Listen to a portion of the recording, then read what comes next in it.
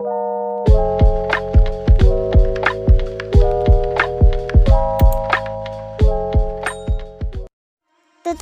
membuat obat batu dan demam bagi bayi dari bahan tradisional. Alat-alat dan bahan yang disiapkan.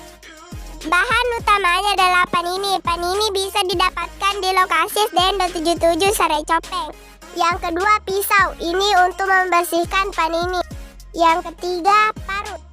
Dan yang keempat, daun pisang. Langkah pertama, daun pisang diletakkan di atas parut agar parutnya tidak kotor.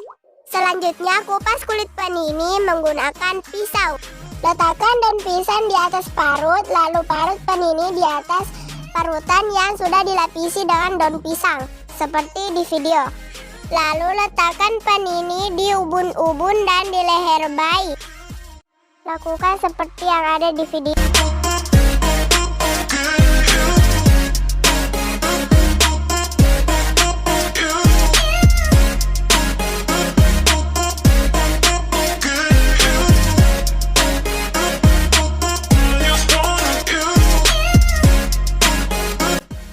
Jangan lupa like, comment, share, and subscribe. Bye-bye.